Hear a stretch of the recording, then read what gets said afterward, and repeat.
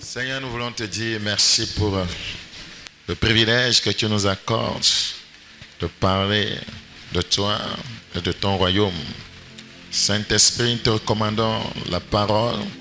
Nous prions qu'elle soit esprit et vie. Utilise-la pour nous communiquer la grâce de Dieu. Ouvre-nous les yeux et donne-nous une grande passion pour la poursuite des choses spirituelles. Et que la passion d'aller au ciel nous dévore. Seigneur, merci parce que nous croyons que tu nous as compris.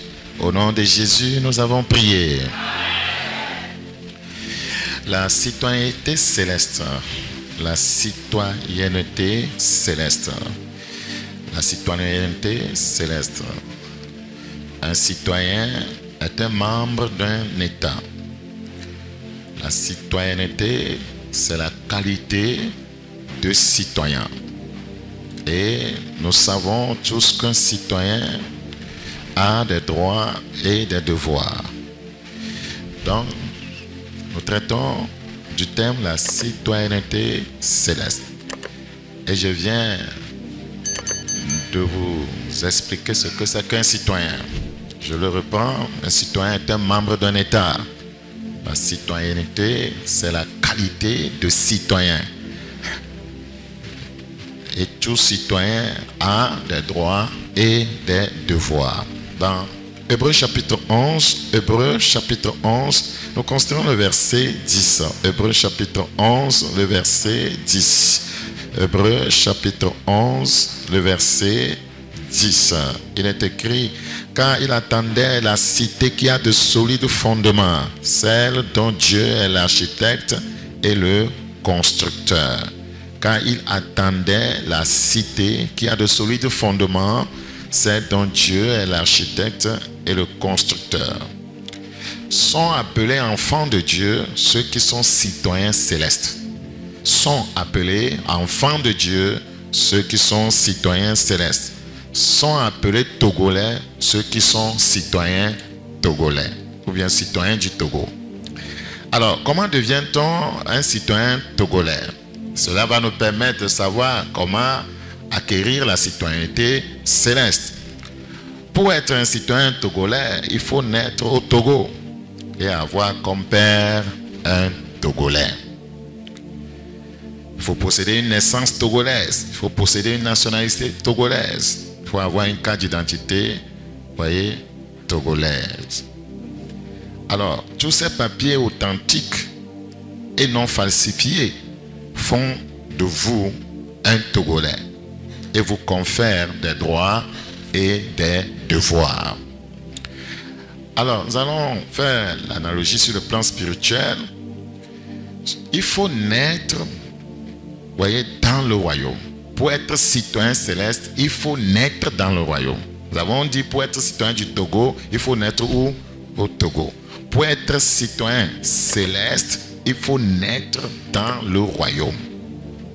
C'est une naissance spirituelle. Il faut naître dans le royaume et avoir pour père, voyez, le Dieu de ce royaume.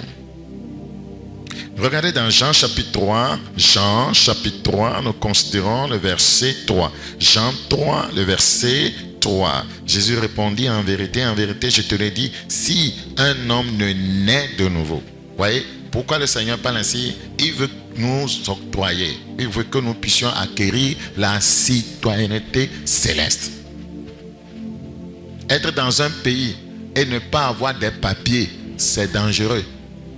Vous allez manquer de beaucoup de droits. C'est important. Il y a des gens qui clament, voyez, aller à l'église, mais le ciel ne les reconnaît pas comme citoyens célestes. C'est dangereux. Nos papiers sont spirituels et non physiques. Jésus répondit: en vérité, je te le dis, si un homme ne naît d'eau et d'esprit, la parole, le Saint-Esprit, il ne peut entrer dans le royaume de Dieu. C'est très important. Ce qui est né de la chair est chair, et ce qui est né de l'esprit est esprit. La naissance spirituelle nous procure la citoyenneté, voyez, céleste. Dans Jean chapitre 1, le verset 12, Jean chapitre 1, nous considérons le verset 12. Jean chapitre 1, le verset 12. Mais à tous ceux qui l'ont reçu, c'est comme ça, on va établir, voyez, cette citoyenneté. Mais à tous ceux qui l'ont reçu, à ceux qui croient en son nom, elle a donné le pouvoir de devenir enfants de Dieu, lesquels sont nés, non du sang, ni de la volonté de la chair. En tant qu'humains, nous sommes nés de la volonté, voyez, de la chair. Papa et maman se sont accouplés et un enfant est né. C'est leur volonté d'avoir un enfant. Une fois que vous allez vers le sexe opposé, attendez-vous, voyez, à ce qu'il y ait une grossesse. Il y a des gens qui disent que c'est un accident. Chaque fois que tu vas vers une femme, ne me parle pas d'accident. Il y a une grande, voyez, comment on dit ça? Il y a une probabilité, il y a une grande probabilité que la grossesse vienne. Il y a des gens qui ne savent pas. Moi, je faisais ça seulement. Non, on ne va pas là-bas seulement. C'est un laboratoire qui produit les bébés. Donc, on ne va pas là-bas seulement. Quand tu vas là-bas, il y a une probabilité que la grossesse vienne. Praise the living God. Non du sang, mais la citoyenneté céleste, voyez, ne vient pas, voyez, n'émane pas de la volonté du sang et de la volonté de la chair. La citoyenneté céleste, voyez, vient de la volonté de Dieu. Nous lisons le verset 13. Non du sang, ni de la volonté de la chair, ni de la volonté de l'homme, mais de Dieu. Donc c'est une naissance qui, voyez, est produite par le Seigneur. Puisque c'est sa parole et son esprit, voyez, qui produisent cette nouvelle naissance. Donc cela vient de Dieu. C'est très important. Le verset 12 encore, s'il vous plaît. Mais à tous ceux qui l'ont reçu, à ceux qui croient en son nom, elle a donné le pouvoir de devenir enfant de Dieu. Être un enfant de Dieu, c'est un pouvoir qu'on vous donne. Être citoyen togolais, vous voyez, c'est un pouvoir parce qu'on vous donne une carte. Vous avez une carte d'identité, vous avez une nationalité. Vous pouvez réclamer vos droits en tant que citoyen togolais. Donc, avoir des papiers, vous voyez, c'est un pouvoir qu'on vous donne. C'est très important. Vous avez le pouvoir, vous voyez, de réclamer vos droits, vous voyez, de faire certaines transactions dans la nation parce que vous avez, vous voyez, vos papiers. Avoir une carte d'identité du royaume, c'est aussi important. Regardez dans Matthieu chapitre 26, 73. Je vous révèle ici la carte d'identité spirituelle du royaume. Il y a des croyants qui n'ont pas de carte d'identité spirituelle. Mais ils ont leur carte d'identité physique. Vous voyez, il faut avoir une carte d'identité spirituelle révélée dans les Écritures. Matthieu chapitre 26, Matthieu chapitre 26, nous considérons le verset 73. Matthieu chapitre 26, le verset 73. Matthieu 26, le verset combien? Matthieu chapitre 26, le verset 73. Peu après, ceux qui étaient là, s'étant approchés, dirent à Pierre, certainement, tu es aussi de ces gens-là, car ton langage te fait reconnaître. Ici, il est identifié à Christ. C'est sa carte d'identité, ça. Quand il parle, on voit en même temps qu'il a une carte d'identité. Son comportement révèle qu'il a une carte d'identité spirituelle. Son caractère n'est pas humain. Son caractère est divin. Son langage n'est pas un langage charnel. Il ne parle pas comme les hommes parlent. Il parle d'une manière, on sait que c'est comme ça que Christ parle. Donc il est identifié à Christ. Et on dit que, certainement, toi aussi, voyez, tu faisais partie de ces gens-là. C'est quel genre? Des citoyens célestes. Car ton langage te fait reconnaître. Ton langage te fait reconnaître. Ton langage te fait reconnaître. Donc, la carte d'identité nationale, qu'est-ce qu'elle fait pour celui qui l'a? Quand vous avez une carte d'identité nationale, elle permet, voyez, aux autres de vous identifier. Quand vous allez pour réclamer un droit quelque part à la banque, par exemple, on vous demande votre carte, nationale d'identité. C'est pour vous identifier. C'est pour savoir qui vous êtes. Parce que sur la carte, il y a des informations. Il y a des informations très importantes, des informations nécessaires pour votre identification. Donc, ta carte d'identité spirituelle, devrait permettre aux gens de te reconnaître comme citoyen céleste. Et c'est ton langage, c'est ton caractère, c'est ta manière de te comporter, c'est ton style de vie qui fait que les gens te reconnaissent comme citoyen céleste. Ce n'est pas ton appartenance à une dénomination. Ce n'est pas le fait de porter le nom de chrétien. Il y a des gens qui portent des noms, mais, ils ne sont pas réellement, comment on peut dire ça? Ce sont des noms fraudés. On peut dire qu'on est chrétien, mais on ne l'est pas. On peut dire qu'on est pasteur, mais on ne l'est pas. Il y a des gens pour aller attaquer des garnisons, ils portent des treillis, mais ils ne sont pas des soldats. Donc on peut frauder une identité. Voilà. Mais une identité spirituelle, est appelée, à nous faire reconnaître. Donc, nous sommes identifiés juste lorsque nous sommes comparés à Christ et son style de vie. C'est pourquoi la Bible dit, vous les connaîtrez à leurs fruits. Donc, comment savoir que toi-même tu as une identité, une carte d'identité spirituelle? Tu dois voir si ta manière de vivre est identique à ce que Jésus a enseigné. Sinon, tu n'as pas encore une carte d'identité spirituelle. Tu mens, Jésus ne ment pas. Tu n'as pas une carte d'identité spirituelle. Tu es rancunier, Jésus n'est pas rancunier. Tu n'as pas encore une carte d'identité spirituelle. Tu es égoïste, Jésus ne l'est pas. Tu n'as pas encore une carte d'identité spirituelle.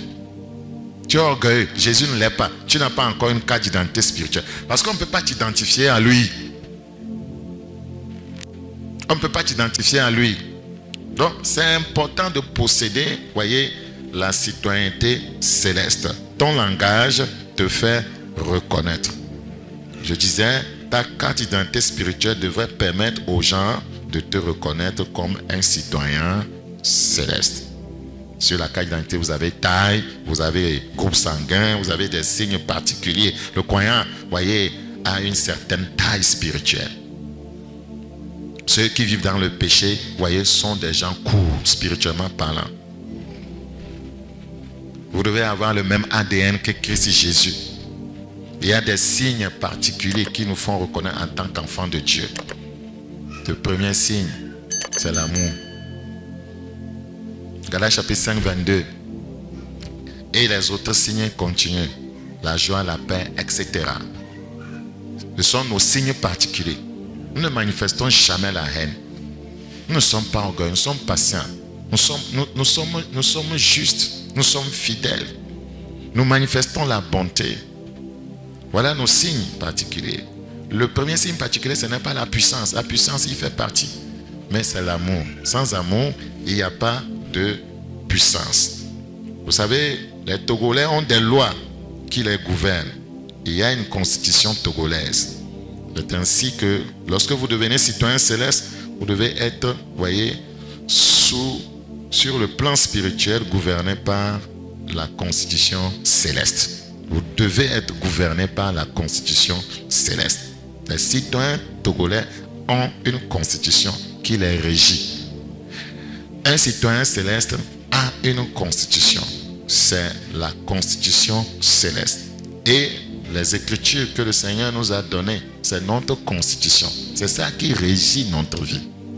C'est pourquoi nous parlons de l'alignement sur la parole de Dieu. Notre vie n'est pas régie, par la constitution de Satan. Satan a sa constitution. Dans la constitution de Satan, quand quelqu'un te fait du mal, tu le, rends, l'appareil. Mais dans la constitution du Seigneur, quand quelqu'un te fait du mal, tu lui pardonnes. C'est très important. Dans la constitution de Satan, quand quelqu'un t'insulte, tu l'insultes en retour. Dans la constitution, de Satan, c'est comme ça se passe. Mais chez le Seigneur, quand quelqu'un t'insulte, tu le bénis. Nous sommes différents. Pourquoi ce message? Pour vous faire comprendre que nous sommes dans le monde, mais nous ne sommes pas du monde. Nous appartenons à un royaume qui est régi par une constitution divine, la parole de Dieu. C'est pourquoi Jésus dit, la parole est esprit et vie. dans Jean chapitre 14, Jean chapitre 14, un royaume, voyez, ses habitants. Un royaume a ses habitants. Donc nous sommes des habitants célestes. La Bible dit que nous sommes assis avec Christ dans les lieux célestes. Mais que faisons-nous ici? Nous sommes en mission, nous sommes des ambassadeurs. Jésus nous a promis que il ira, il reviendra et il nous prendra avec lui pour que là où il est, que nous puissions y être aussi. Jean chapitre 14. Jean chapitre 14. Jean 14, le verset 2. Jean chapitre 14, le verset 2. Il y a plusieurs demeures dans la maison de mon Père. Il y a plusieurs demeures au Togo. Il y a plusieurs demeures dans ce royaume. Il y a plusieurs demeures dans la maison de mon Père. Si cela n'était pas, je vous l'aurais dit. Je vais vous préparer une place et lorsque je m'en serai allé et que je vous aurai préparé une place, je reviendrai et je vous prendrai avec moi afin que là où je suis, vous y soyez aussi. Praise the living God. Dans Jean chapitre 18, le verset 36. Jean 18, le verset 36. La Bible dit, mon royaume n'est pas de ce monde. Mon royaume n'est pas de ce monde. Le royaume dans lequel Christ, voyez, nous a fait entrer par notre nouvelle naissance, voyez, n'est pas de ce monde. C'est un royaume céleste. Répondit Jésus, mon royaume n'est pas de ce monde. C'est pourquoi il nous a dit, nous sommes dans le monde, nous ne sommes pas du monde. Répondit Jésus. Donc nous ne pouvons pas vouloir, voyez, vivre comme le monde. Nous accoutumer aux pratiques du monde. Notre royaume n'est pas de ce monde. Ce monde est régi par une constitution, voyez, satanique, un style de vie mondain. Notre royaume n'est pas de ce monde. Donc nous devons, voyez, chercher la constitution de notre royaume et, voyez, nous laisser guider par cette constitution dans notre, voyez, style de vie quotidien. C'est très important. Mon royaume n'est pas de ce monde. Si vous êtes avec Christ, si vous êtes de Christ, votre royaume aussi n'est pas de ce monde. 1 Pierre chapitre 2, le verset 11. 1 Pierre chapitre 2, le verset 11. Bien-aimés, je vous exhorte comme étrangers voyageurs sur la terre. Nous sommes des citoyens célestes par notre, voyez, nouvelle naissance. À vous abstenir des convoitises charnelles qui font la guerre à l'âme. Ayez plutôt au milieu des païens, ceux qui ne font pas partie encore de ce royaume, ayez au milieu des païens une bonne conduite. Parce que c'est ce que notre constitution enseigne, la bonne conduite. Afin que là même où ils vous calomnient comme si vous étiez des malfaiteurs, ils remarquent vos bonnes œuvres et glorifient Dieu au jour où il les visitera. Le verset 18, nous sommes en train de voir quelques détails de notre constitution, de la constitution qui régit le citoyen céleste. Soyez soumis à cause du Seigneur à toute autorité établie parmi les hommes, soit au roi comme souverain, soit au gouverneur comme envoyé par lui pour punir les malfaiteurs et pour approuver les gens de bien. Car c'est la volonté de Dieu qu'en pratiquant le bien, vous réduisez au silence les hommes ignorants et insensés. Notre constitution demande de pratiquer le bien, étant libre sans faire de la liberté un voile qui couvre la méchanceté, mais agissant comme des serviteurs de Dieu. Honorer tout le monde. C'est ce que notre constitution nous enseigne. Même si c'est un enfant, même si c'est un pauvre, même si vous êtes plus nanti que la personne, honorez tout le monde. Si c'est un vieillard, honorez tout le monde. Si c'est un pasteur, si c'est une autorité, honorez tout le monde. Aimez les frères. On n'a pas dit qu'il y ait des dissensions parmi nous, qu'il y ait des rancunes parmi nous. Aimez les frères. On n'a pas dit de classer les frères, de classer les sœurs. Je n'ai rien à voir avec celui-là, celle-ci. Aimez les frères. C'est notre constitution qui dit cela. C'est un commandement. Le verbe est conjugué à l'impératif. Aimez, voyez les frères. Aimez les frères. Quand on dit les frères, il y a les sœurs dedans. Aimez les frères. Aimez les frères. Il m'a fait ceci, je ne parlerai plus avec lui, je n'ai rien à voir avec lui, on n'arrive pas à pardonner. Et on dit qu'on est citoyen, c'est faux. Aimer les frères, là où il y a l'amour, il y a le pardon. Là où il y a l'amour, il y a la réconciliation. Là où l'amour, il y a l'entente. Aimer les frères, craignez Dieu, craignez Dieu. C'est la constitution spirituelle qui enseigne cela. Craignez Dieu, la crainte de Dieu, c'est la haine du mal. Craignez Dieu.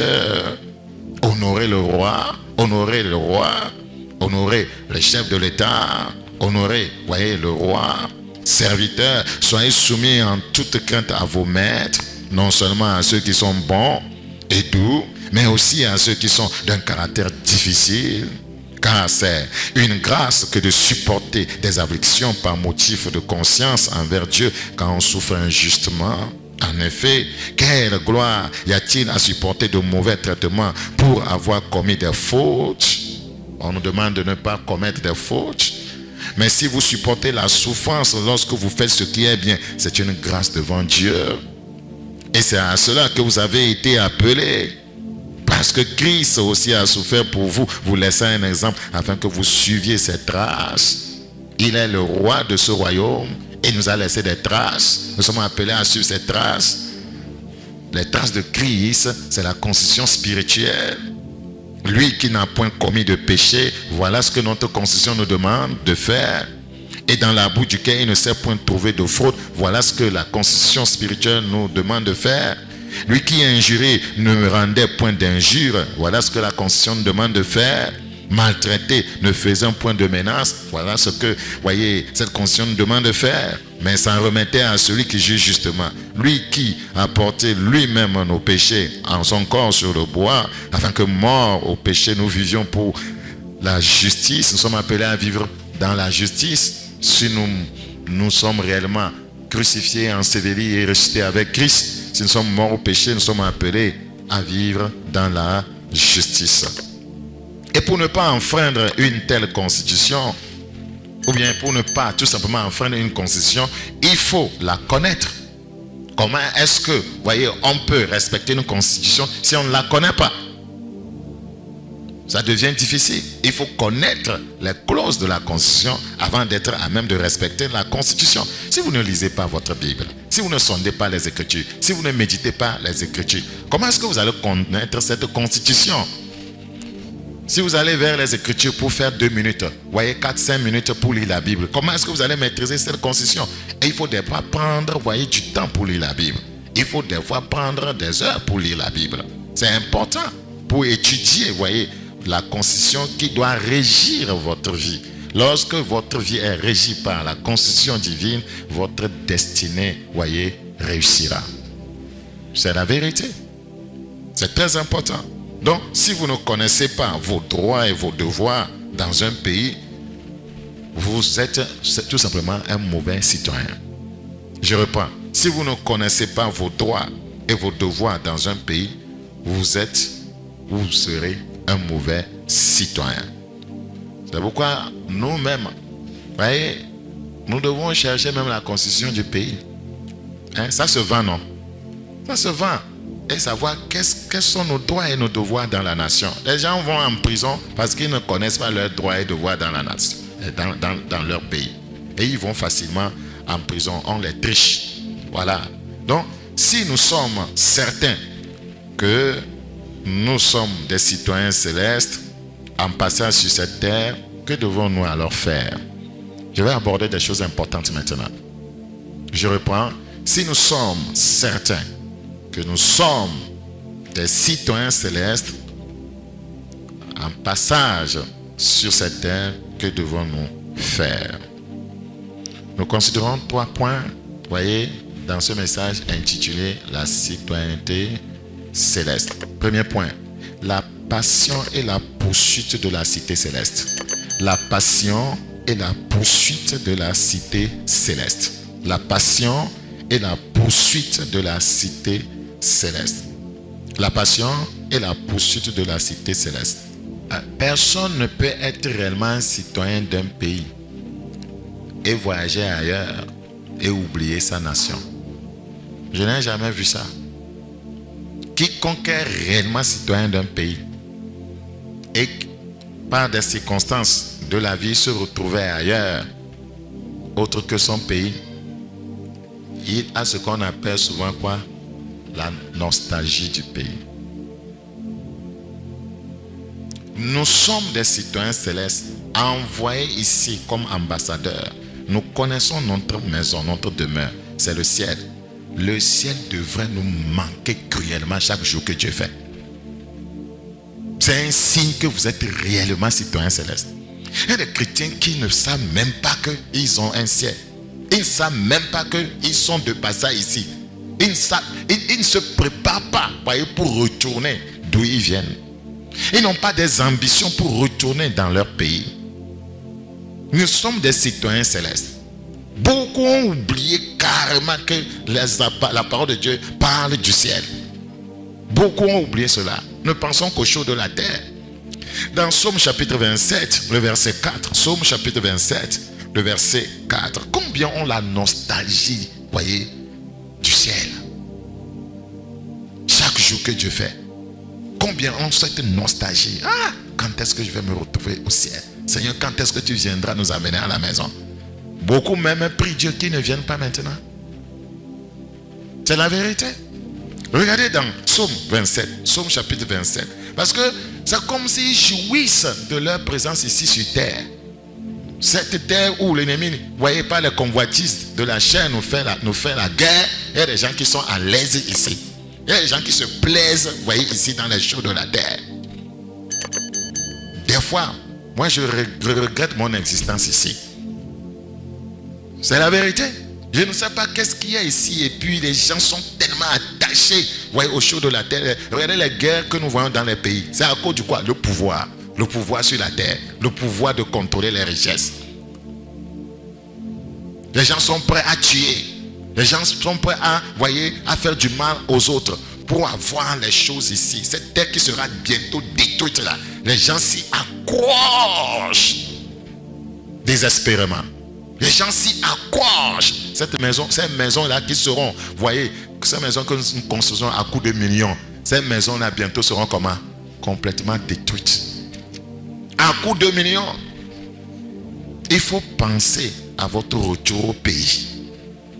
Pensez à votre retour. Pense à ta vie. Pense à ton éternité. Nous sommes dans Psaume chapitre 27. Psaume chapitre 27, le verset 4. La passion et la poursuite de la cité céleste. Si vous êtes réellement citoyen céleste, vous ne pouvez pas oublier votre patrie. Psaume chapitre 27. Psaume chapitre 27. Psaume chapitre 27. Nous considérons le verset 4. Psaume chapitre 27. Le verset 4. Psaume 27, le verset 4. Je demande à l'Éternel une chose que je désire ardemment. Je voudrais habiter toute ma vie dans la maison de l'Éternel pour contempler la magnificence de l'Éternel et pour admirer son temple. C'est au-delà du temple physique ici. C'est une manière spirituelle de parler par rapport à la cité céleste. Je voudrais habiter toute ma vie dans la maison de l'Éternel. Le Seigneur nous parle des demeures au ciel pour contempler la magnificence de l'Éternel. C'est au ciel qu'on contemple sa magnificence et pour admirer son temple. La passion et la poursuite de la cité céleste. Nous devons mettre le désir d'aller au ciel au-dessus de toute autre chose. C'est à noter. Nous devons mettre le désir d'aller au ciel au-dessus de toute autre chose. Il y a des gens, leur désir de se marier est au-dessus du désir d'aller au ciel. Leur désir d'acheter un véhicule est au-dessus du désir d'aller au ciel. Leur désir d'avoir les biens matériels, voyez, est au-dessus du désir d'aller au ciel. C'est la vérité. Il faut que le désir d'aller au ciel prenne le dessus sur tout autre désir. C'est pourquoi nous parlons de la passion et la poursuite de la cité céleste. Le ciel doit être poursuivi avec passion. Sinon, vous n'irez pas. Vous n'irez pas. Quand quelque chose ne vous attire pas, vous vous éloignerez de la chose. On s'approche nécessairement de ce qui nous attire. Quand nous étions dans le monde, quand une jeune fille vous attire, vous vous approchez d'elle. Vous la saluez. Bonjour, vous allez bien? Moi, je vis dans ce quartier. Chaque fois, je vous vois passer. Est-ce qu'on peut être des amis? Vous êtes attiré par quelque chose. Si le ciel vous attire, vous allez chaque fois vous rapprocher du Seigneur par l'entremise de la vie de prière, de la méditation de la parole de Dieu. Vous aurez une passion pour la parole. Vous aurez une passion pour les messages qui concernent le ciel et non les choses de la terre. Qu'est-ce que vous poursuivez? Quel Quelle est votre passion? Qu'est-ce qui brûle en vous? Qu'est-ce qui vous anime? S'il n'y a pas le ciel, je laisse le micro. Si on doit faire l'œuvre de Dieu sans envisager d'aller au ciel, ça ne vaut pas la peine. Je laisse tomber. Si c'est pour que les gens soient délivrés, guéris, que les portes s'ouvrent, ils se marient, aient des miracles, je n'en veux pas. Ce qui nous motive, c'est le ciel.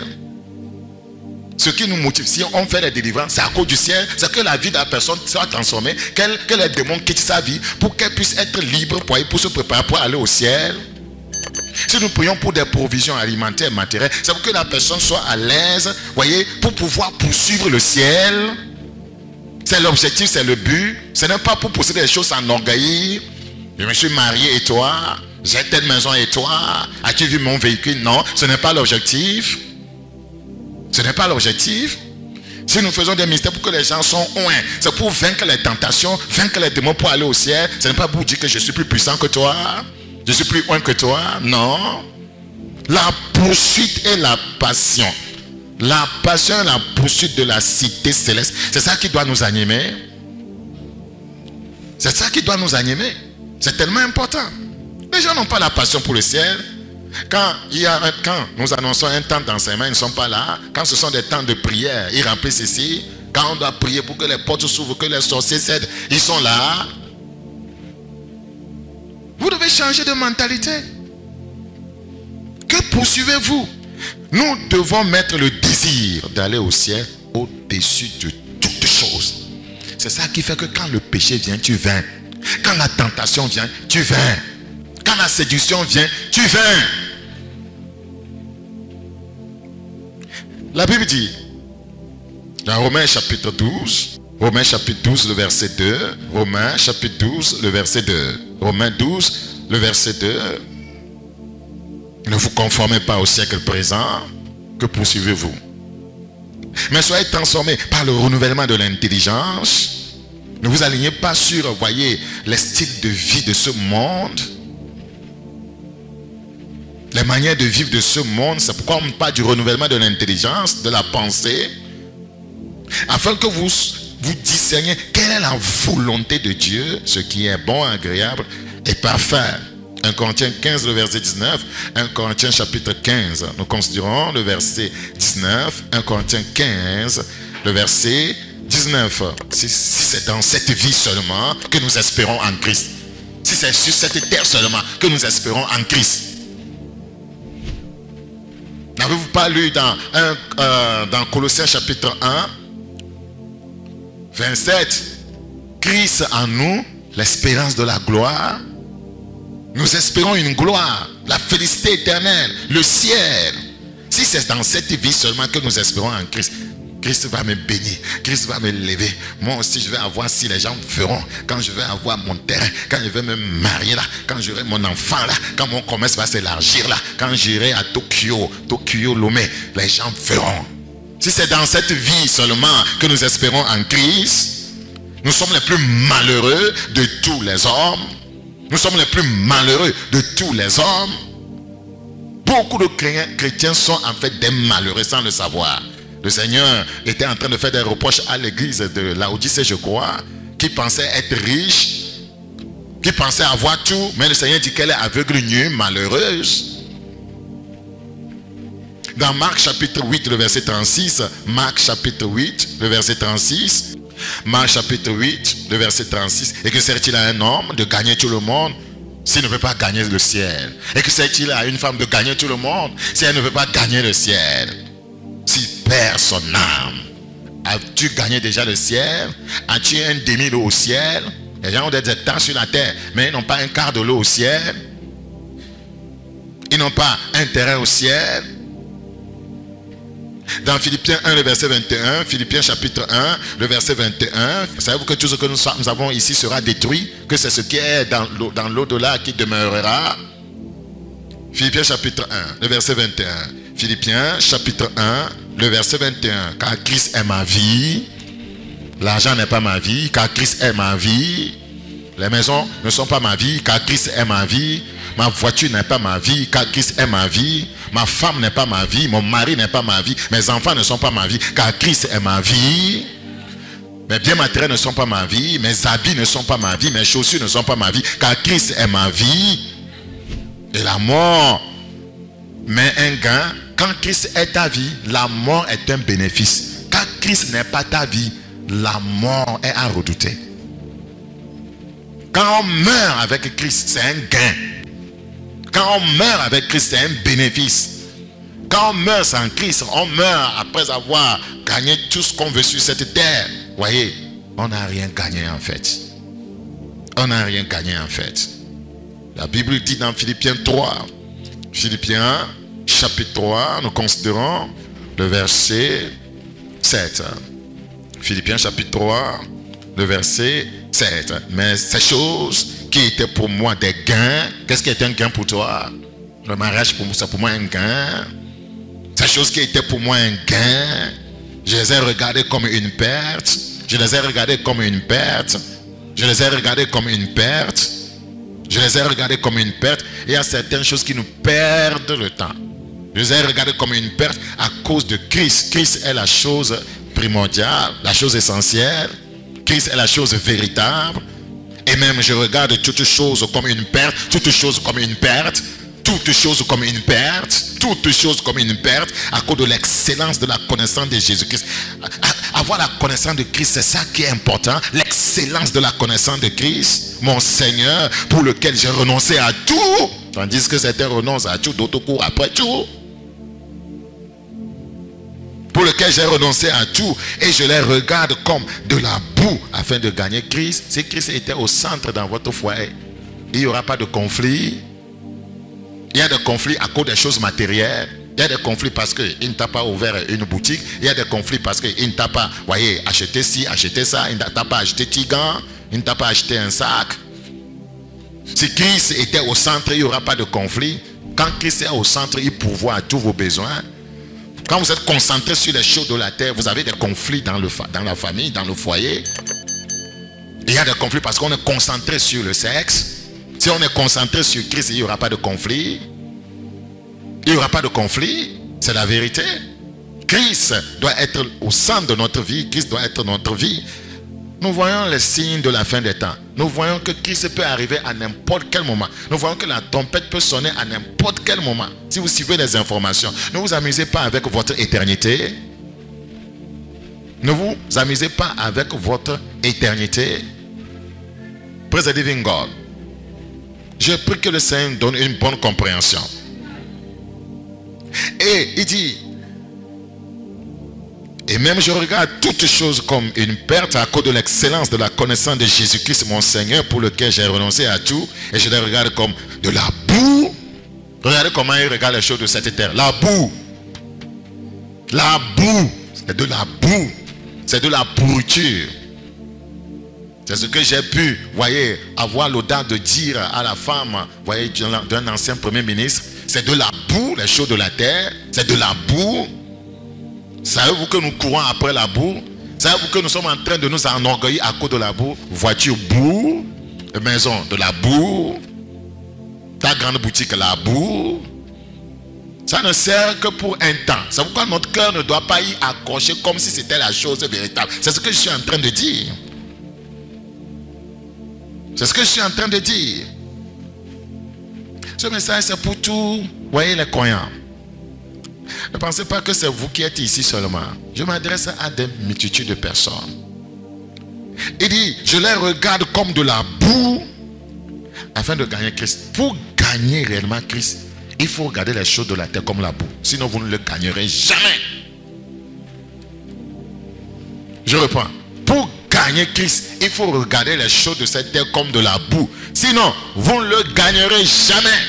L'argent de la boue. Et Christ te donnera de l'argent. Le mariage de la boue. Et Christ te donnera un bon foyer. Praise the living God. Il s'agit de votre mentalité. Il s'agit de votre conception des choses de cette terre. Le Seigneur veut voir s'il est la priorité en toutes choses. Praise the living God. Il dit, afin de gagner Christ, c'est gagner le ciel. Gagner Christ, c'est gagner le royaume. Gagner Christ, c'est gagner la félicité éternelle. Gagner Christ, c'est gagner la paix, la joie, Gagner Christ, c'est gagner l'amour. Gagner Christ, c'est gagner l'intégrité, la fidélité. Gagner Christ, c'est gagner la puissance. Gagner Christ, c'est gagner l'autorité. Gagner Christ, c'est gagner la paix. Gagner Christ, c'est gagner l'humilité. Gagner Christ, c'est gagner la soumission. Tu dis que tu as gagné Christ. Est-ce qu'il y a ces caractéristiques-là dans ta vie? Gagner Christ, c'est gagner l'obéissance. C'est ça, gagner Christ. C'est ça, gagner Christ. C'est très important. Et d'être trouvé en lui. Et d'être trouvé en Christ. Le verset 9, s'il vous plaît. Et d'être trouvé en lui. Non avec ma justice. Non avec ma justice. Celle qui vient de la loi. Mais avec celle qui s'obtient par la foi en Christ. La justice qui vient de Dieu par la foi. Afin de connaître Christ, c'est notre vision, c'est notre poursuite, c'est notre passion. Afin de connaître Christ et la puissance de sa résurrection et la communion de ses souffrances en devenant conforme à lui. En devenant conforme à lui. C'est notre poursuite, devenir conforme à Christ, en amour, en joie, en paix, en fidélité, en justice, en humilité, en soumission, en obéissance. Devenir conforme à lui dans sa mort pour parvenir. Si je puis à la résurrection d'entre les morts, ce n'est pas que j'ai déjà remporté le prix, c'était l'ambition spirituelle de Paul. Ce n'est pas que j'ai déjà remporté le prix ou que j'ai déjà atteint la perfection, mais je cours. Nous courons vers quoi?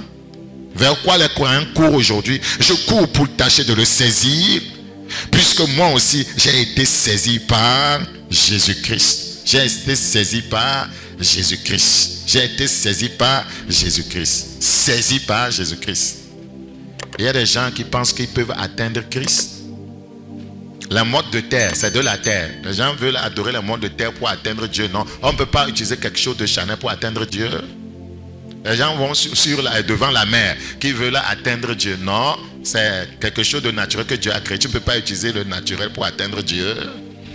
Ce n'est pas possible. Les gens disent que non, il y a quelqu'un dans la Bible, il a pu atteindre Dieu en montant sur un arbre. C'est faux. Zachée n'a pas atteint Dieu, c'est Jésus qui l'a atteint. C'est Jésus arrivé là-bas qui a dit Zachée, descends, aujourd'hui je vais passer, voyez, chez toi. Zachée n'a pas atteint Dieu, il était assez court pour ça. Son péché l'a rendu court. C'est Jésus qui l'a atteint en disant Zachée, descends. Nous ne pouvons pas atteindre Dieu par nous-mêmes. C'est lui qui vient à nous. Il dit j'ai été saisi par Christ. Quel privilège! J'ai été saisi par Christ. Je prie que Christ te saisisse. Au nom de Jésus-Christ. Voyez, notre poursuite pour les choses célestes doit être de rigueur. Chaque jour que le Seigneur fait. Regardez avec moi s'il vous plaît. 1 Corinthiens chapitre 9. 1 Corinthiens chapitre 9. 1 Corinthiens chapitre 9, le verset 24. Ne savez-vous pas que ceux qui courent dans le stade courent tous, mais qu'un seul remporte le prix? Savez-vous qu'il y a un prix à gagner? Le ciel. Courez de manière à le remporter. On ne peut pas mener sa vie n'importe comment, sa vie chrétienne n'importe comment, et arriver au ciel. Il y a une manière. Il y a une manière. Courez de manière.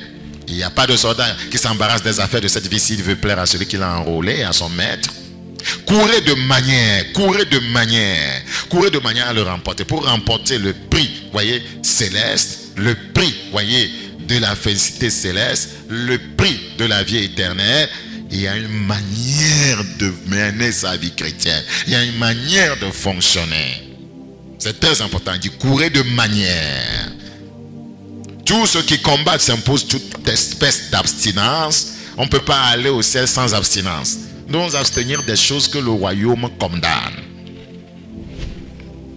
Tous ceux qui, est-ce que vous êtes dans ce combat pour le ciel? Tous ceux qui combattent s'imposent toute espèce d'abstinence et ils le font pour obtenir une couronne corruptible sur la terre, bien sûr. Mais nous faisons le pour une couronne incorruptible. Moi donc je cours, non pas comme à l'aventure. J'ai ma cible, non comme à l'aventure. Ma cible c'est le ciel. J'ai mon but, c'est le ciel. J'ai mon objectif, c'est le ciel. Je ne cours pas comme à l'aventure. J'ai une ambition spirituelle, c'est le ciel. Je frappe non pas comme battant l'air, mais je traite durement mon corps. Ma chair demande des choses, mais à cause du ciel, je dis non. Ma chair veut que je me masturbe. À cause du ciel, je dis non. Ma chair veut s'intéresser aux relations, voyez, immorales, voyez, aux relations sexuelles avant le mariage. Mais à cause du ciel, je dis non. mais je traite durement mon corps. Ma chair veut me pousser à corrompre les chiffres comptables au service. Mais à cause du ciel, je dis non, je traite durement mon corps. Et je le tiens assujetti. Je le tiens assujetti par quoi? Par le ministère du Saint-Esprit. De peur d'être moi-même rejeté après avoir prêché aux autres. Rejeté pour ne pas aller au ciel, bien sûr. Et il avait cette crainte de rater le ciel. C'était un grand homme de Dieu, un homme de feu, un des plus grands apôtres de l'église primitive. Mais cette crainte de rater le ciel l'animait. Et il dit, il ne fait pas les choses n'importe comment. Il ne court pas n'importe comment. Il a utilisé une illustration par rapport à ceux qui courent, qui font des marathons, pour nous donner des leçons spirituelles, pour nous faire comprendre que moi, Paul, voyez, j'ai une manière, voyez, de courir dans cette, voyez, marche, dans cette vie chrétienne. J'ai une manière de faire. Il y a des choses dont je m'abstiens. Je ne me donne pas à toutes choses. J'ai des objectifs. Je ne bats pas l'air. Je ne suis pas en train d'adorer Dieu comme un aventurier. J'ai des ambitions spirituelles. J'ai des objectifs. J'ai des buts à atteindre. Je sais là où je vais. Je ne suis pas un homme de la foule. J'ai des objectifs. Je ne suis pas juste dans la masse. Je sais ce que je veux. Je sais pourquoi je suis en train de faire ce que je fais. Vous devez savoir pourquoi vous êtes à MDT. Vous devez savoir pourquoi vous venez écouter la parole de Dieu. Vous devez avoir un but. Vous devez avoir des objectifs clairs. Praise the living God. Mais je traite durement mon corps. Il ne traite pas légèrement son corps. Durement mon corps. Parce que tu dois aller au ciel. Durement mon corps. Durement mon corps. Et je le tiens assujetti. De peur d'être moi-même rejeté. Après avoir prêché aux autres. Je ne suis pas là pour amener les autres au ciel et aller en enfer. Non, ce n'est pas mon objectif. J'ai un rêve.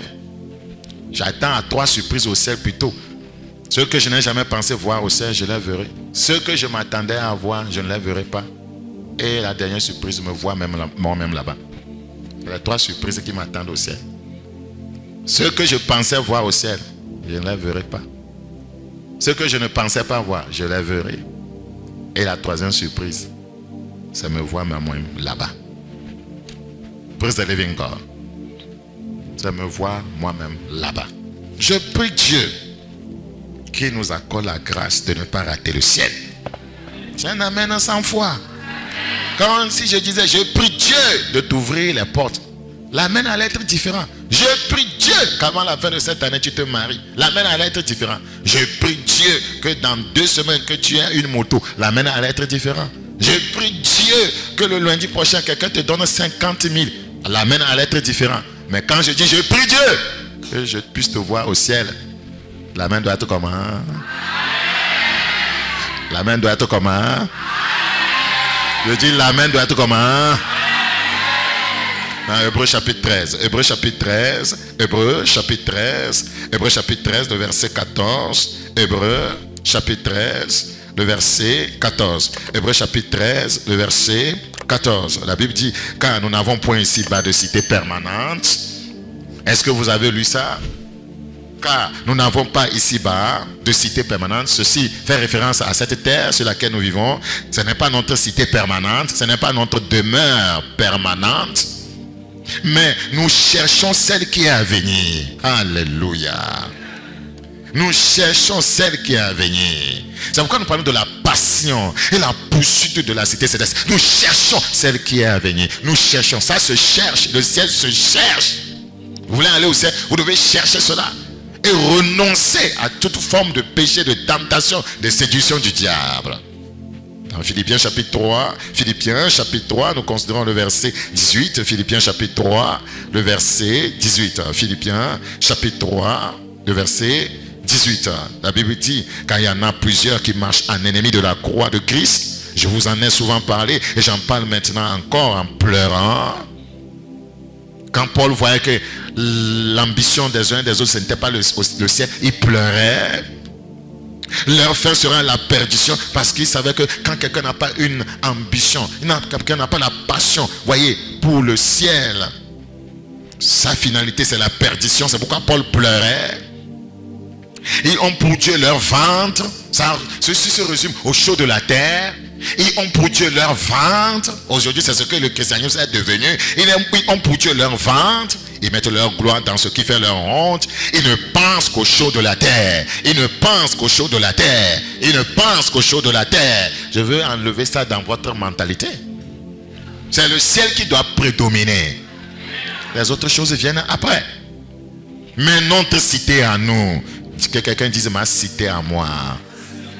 Mais notre cité à nous. Que quelqu'un dise ma cité à moi. Est le mariage. C'est ce qu'on a écrit.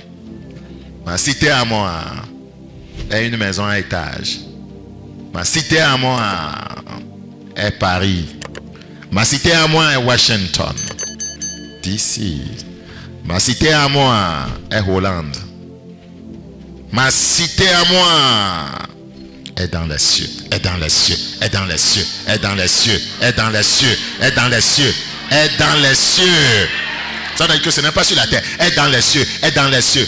Donc je dois m'affectionner aux choses d'en haut. C'est pourquoi il dit cela dans Colossiens chapitre 3. Est dans les cieux, d'où nous attendons aussi comme Sauveur et Seigneur Jésus-Christ.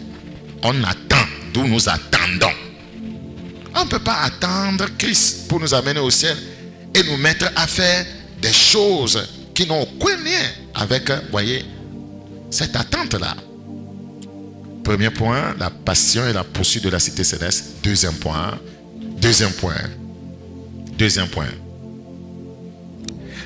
Considérer la promesse de la cité céleste et faire ses préparatifs. C'est notre deuxième point.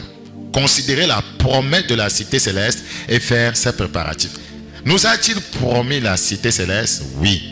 Alors, s'il nous a promis la cité céleste, nous devons considérer cette promesse et faire nos préparatifs. Jean chapitre 14, le verset 1. Jean chapitre 14, le verset 1. Que votre cœur ne se trouble point, croyez en Dieu et croyez en moi. Il y a plusieurs demeures dans la maison de mon Père. Si cela n'était pas, je vous l'aurais dit, je vais vous préparer une place. Tandis qu'il nous prépare de l'autre côté une place, nous devons nous préparer à rejoindre cette place, à gagner cette place. Vous savez, une place au ciel se gagne par de grands combats sur la terre. Notez ça. Une place au ciel se gagne par de grands combats sur la terre. Une place au ciel se gagne par de grands combats sur la terre, par de grandes déterminations, de grands engagements sur la terre, par de grandes abstinences des choses de la terre qui ne glorifient pas bien sûr le nom du Seigneur.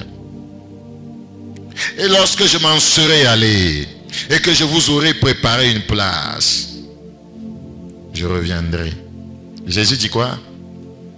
Je reviendrai. Jésus reviendra-t-il? Je reviendrai. Vous n'arrivez pas à dire oui. Jésus reviendra-t-il? Il dit, je reviendrai. Je reviendrai là doit sonner dans notre tête chaque jour, chaque matin, chaque seconde, chaque tierce. Je reviendrai, je reviendrai, je reviendrai, je reviendrai, je reviendrai, je reviendrai, je reviendrai. Et je vous prendrai avec moi. Est-ce qu'il viendra prendre les pécheurs? Est-ce qu'il viendra prendre les menteurs? Est-ce qu'il viendra prendre ceux qui n'ont pas la citoyenneté céleste?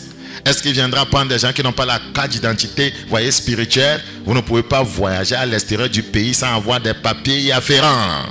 Vous ne pouvez pas quitter cette terre et gagner le ciel sans vos papiers spirituels. C'est pourquoi nous parlons de la citoyenneté céleste. Je reviendrai, je vous prendrai avec moi. C'est pour un voyage.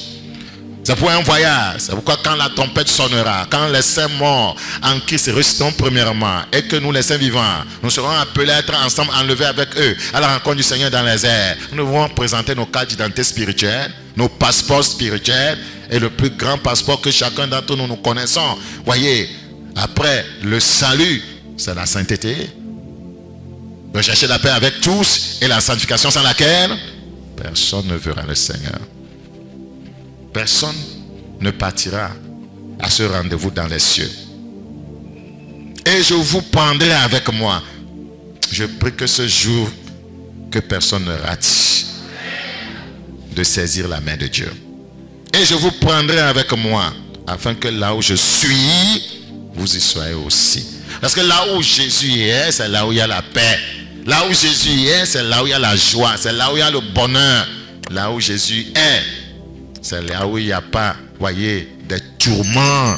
Là où Satan est, il y a des tourments. Là où Satan est, il n'y a pas la paix, il n'y a pas le bonheur. Il dit, vous savez où je vais et vous en savez le chemin. Ça veut dire qu'il me demande de nous préparer. Vous savez le chemin. Quand on parle du chemin, il ne s'agit pas d'une ruelle. Vous en savez le chemin, voudra dire que le salut, la sanctification, c'est le chemin. C'est ce qu'il est en train de dire. Vous en savez le chemin. Le chemin pour aller avec moi, vous connaissez le chemin. C'est la victoire sur le péché, c'est le chemin. C'est la séparation d'avec le monde, c'est le chemin. C'est l'abstinence des choses qui souillent, c'est le chemin. Vous en savez le chemin, parce qu'il les a enseigné toutes ces choses. Vous en savez le chemin. Durant 3 ans et demi, tout ce qu'il enseignait, c'était le chemin. Vous en savez le chemin. Maintenant, je vais partir. Et après, je reviendrai pour vous prendre. Mais vous savez là où je vais, vous savez le chemin qui y mène. Vous vous alignez sur la parole. Vous obéissez aux enseignements que je vous ai donnés. C'est le chemin. Beaucoup ont laissé le chemin. Beaucoup ont abandonné le chemin. La Bible dit que la voie large est là. La voie étroite aussi est là. Le chemin, ce n'est pas la voie large. Le chemin, c'est la voie étroite. 1 Pierre 3. 1 Pierre chapitre 3. 1 Pierre chapitre 3. Le verset 5. 1 Pierre 3, 5. 1 Pierre 3, 5. 1 Pierre chapitre 3. Le verset 5. La Bible dit au verset 5 de 1 Pierre chapitre 3, ainsi se paraît autrefois les saintes femmes qui espéraient en Dieu, soumises à leur mari. Vous voulez aller au ciel? Vous devez avoir la parure de la sainteté. Nous lisons pas du verset, j'étais au verset 5. Verset 3, je remonte. Ayez non cette parure extérieure qui consiste dans les cheveux tressés, les ornements d'or ou les habits qu'on revêt. Mais la parure intérieure est cachée dans le cœur, la pureté incorruptible d'un esprit doux et paisible. Voilà les préparatifs qu'il faut faire. La pureté incorruptible d'un esprit doux et paisible. Une pureté incorruptible. Une sainteté qu'on ne peut pas corrompre. Quand je dis non, c'est non. Quand je dis que je ne me suis pas, vous voyez, rien ne viendra après pour m'amener à me souiller. Je suis incorruptible dans la souillure. Une pureté incorruptible d'un esprit doux et paisible, qui est d'un grand prix devant Dieu. Ainsi se paraît autrefois les saintes femmes. Les saintes femmes. Les saintes femmes. Aujourd'hui, ce sont des femmes qui nous causent des problèmes dans le ministère. Les femmes ont des problèmes de sainteté, ont des problèmes d'amour. Les femmes ont des problèmes d'entente. Les femmes ont des problèmes relationnels. Vous voyez, ça veut dire qu'il y a un problème de sainteté, de sanctification. Ainsi se paraît les saintes femmes qui espéraient en Dieu, soumises à leur mari. Une femme sainte est soumise à son mari. Comment saurais-je que tu es une femme sanctifiée? C'est ta soumission à ton mari. C'est ta soumission à ton mari. Dans Jean chapitre 17, le verset 24. Jean chapitre 17, le verset 24. Jean 17, le verset 24. Père, je veux que là où je suis, ce que tu m'as donné soit aussi avec moi. Alléluia. Nous devons faire des préparatifs pour cela. Père, je veux que là où je suis, ce que tu m'as donné soit aussi avec moi. Ce n'est pas à la fin des temps seulement. Actuellement, là où Christ est, nous devrions normalement être aussi là-bas. Notre position, voyez, spirituelle doit être là où Christ est actuellement. Nous sommes assis avec Christ où? Dans les lieux célestes. Père, je veux que là où je suis, ce que tu m'as donné soit aussi avec moi, afin qu'il voie ma gloire. Iras-tu aussi pour voir sa gloire? Ou bien iras-tu en affaire pour voir la gloire des démons? Afin qu'il voie ma gloire, la gloire que tu m'as donnée, parce que tu m'as aimé avant la fondation du monde. Praise the living God. Dans Luc chapitre 13, 23. Je vais lire beaucoup de passages ici. Je lis seulement les passages. Luc chapitre. Nous devons faire des préparatifs, voyez, pour garder la promesse. Parce que ces passages que nous lisons sont des promesses. C'est pourquoi nous disons considérer la promesse de la cité céleste et faire ses préparatifs. Considérer la promesse et faire ses préparatifs. Luc chapitre 13. Luc chapitre combien? 13. Luc chapitre 13, nous considérons le verset 23. Luc chapitre 13, le verset 23. quelqu'un lui dit, Seigneur, y a-t-il que peu de gens qui soient sauvés? Je serai parmi le peu. Il dit, je serai parmi le peu. Si toi aussi tu veux y être, toi aussi tu dois dire ça. Je serai parmi le peu. Et il leur répondit, efforcez-vous d'entrer par la porte étroite. La promesse est là, mais efforcez-vous. Vous devez payer le prix. Vous devez faire des préparatifs. Quand je vous le dis, beaucoup chercheront à entrer et ne le pourront pas parce qu'ils ne se sont pas assez préparés. Quand le maître de la maison se sera levé et aura fermé la porte, et que vous étant dehors, vous commencerez à frapper à la porte en disant, Seigneur, Seigneur, ouvre-nous. Il vous répondra, je ne sais d'où vous êtes. C'est parce que vous n'êtes pas préparés. Alors vous vous mettrez à dire, nous avons mangé et bu devant toi les choses charnelles, les choses physiques. Nous avons mangé et bu devant toi. Est-ce que ça vous ouvre la porte du ciel? Et tu as enseigné dans nos rues. J'ai enseigné, et puis quoi? Ce n'est pas parce que c'est moi qui vous ai enseigné que vous êtes qualifié pour aller au ciel. Quand je vous ai enseigné, qu'avez-vous fait de l'enseignement? Et il répondra, je vous le dis, je ne sais d'où vous êtes. Retirez-vous de moi, vous tous ouvriers d'iniquité, ouvriers d'iniquité, ouvriers d'iniquité. C'est là qu'il y aura des pleurs et des grincements de dents quand vous verrez Abraham, Isaac et Jacob et tous les prophètes dans le royaume de Dieu et que vous serez jetés dehors. Ah! À Dieu ne plaise. Il en viendra de l'Orient et de l'Occident, du Nord et du Midi, et ils se mettront à table dans le royaume de Dieu. C'est notre royaume. Et voici, il y en a des derniers qui seront les premiers. Voulez-vous être, voyez, un dernier? Et des premiers qui seront les derniers? Je prie Dieu qui nous garde. Matthieu 5.3. Je prie vraiment Dieu qui nous garde. Matthieu chapitre 5.3. Considérez la promesse, voyez, de la cité céleste et faire ses préparatifs. Matthieu chapitre 5, le verset 3. Heureux les pauvres en esprit, car le royaume des cieux est à eux. Heureux les affligés, car ils seront consolés. Il nous donne les caractéristiques de ceux qui iront dans le royaume. Heureux les affligés, car ils seront consolés dans le royaume. Heureux les débonnaires, car ils hériteront la terre. Quelle terre? Le ciel. Heureux ceux qui ont faim et soif de la justice, car ils seront rassasiés. Heureux les miséricordieux, car ils obtiendront miséricorde. Heureux ceux qui ont le cœur pur, car ils verront Dieu ou au ciel. Heureux ceux qui procurent la paix, car ils seront appelés fils de Dieu. En conséquence, ils iront au ciel. Heureux ceux qui sont persécutés pour la justice, car le royaume des cieux est à eux. Vous êtes persécutés, vous tenez ferme, vous ne renoncez pas, vous ne retrogradez pas, vous n'abandonnez pas à cause des persécutions. Heureux serez-vous lorsqu'on vous outragera, vous ne répliquerez pas. Qu'on vous persécutera et qu'on dira faussement de vous toutes sortes de mal, vous ne vous défendrez pas. La Bible dit que pourquoi ne pas supporter une quelconque injustice? Heureux lorsqu'on parlera faussement de vous. Aujourd'hui, quand on parle faussement de nous, on s'énerve.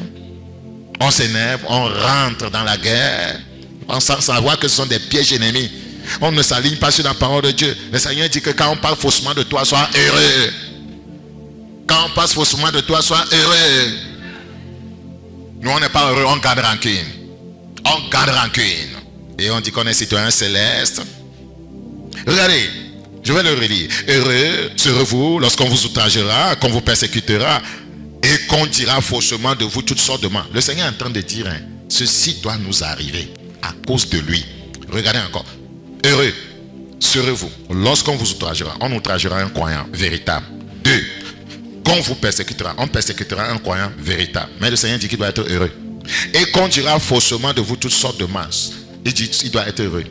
Parce que ce sont des indices qui montrent que vous êtes un véritable enfant de Dieu. Si vous dites que vous êtes croyant et que personne ne vous outrage, vous n'en êtes pas un. Si vous dites que vous êtes croyant et que personne ne vous persécute, vous n'en êtes pas un. Si vous dites que vous êtes croyant et qu'on ne parle pas faussement de vous, et si on ne vous fait pas toutes sortes de mal, vous n'en êtes pas un. Nous ne comprenons pas ces choses. Quand ceci nous arrive, on rentre dans le ring. Pourquoi tu m'as fait ça? Pourquoi tu as parlé de moi? Pourquoi tu m'as fait ceci? Pourquoi tu as menti sur mon compte? Nous ne comprenons rien. Beaucoup ne comprennent rien. En tout cas, moi je comprends. Si tu comprends, dis je comprends. Tu es mécontent. Il faut que tu comprennes. C'est la vérité que je te dis. Nous ne comprenons rien. Ou bien beaucoup ne comprennent rien. Regardez dans Psaume chapitre 24. Psaume chapitre 24. Psaume chapitre 24. Psaume chapitre 24. Psaume chapitre 24. Nous considérons le verset 3 à 5. Psaume chapitre 24, 3 à 5. qui pourra monter à la montagne de l'Éternel, ça parle du ciel, qui s'élèvera jusqu'à son lieu saint, ça parle du jour de l'enlèvement, où les saints morts en Christ resteront premièrement, et nous les saints vivants serons enlevés à la rencontre du Seigneur dans les airs, pour être avec lui. Maintenant les préparatifs, 4. Verset 4, celui qui a les mains innocentes. Est-ce que tu te prépares dans l'innocence? Et le cœur pur, celui qui ne livre pas son âme au mensonge, et qui ne jure pas pour tromper. Il obtiendra la bénédiction de l'Éternel. Aller au ciel, c'est une bénédiction. Aller au ciel, c'est une miséricorde du Dieu de notre salut. Voilà le partage de la génération. Voyez qu'il invoque de ceux qui cherchent ta face de Jacob. Il faut chercher sa face. C'est pourquoi je dis pour aller au ciel, il faut payer un prix. 2 Pierre 3, 8, 15. 2 Pierre 3. 2 Pierre combien? 2 Pierre. 2 Pierre. 2 Pierre. Ouvrez avec moi dans 2 Pierre, chapitre 3, le verset 8. 2 Pierre, chapitre 3, le verset 8.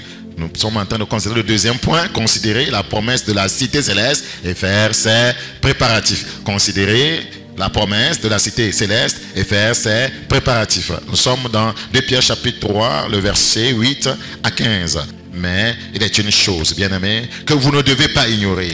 Si vous l'ignorez, ce serait dangereux pour vous. C'est que devant le Seigneur, un jour est comme 1000 ans. Et 1000 ans sont comme un jour. La trompette peut sonner à tout moment.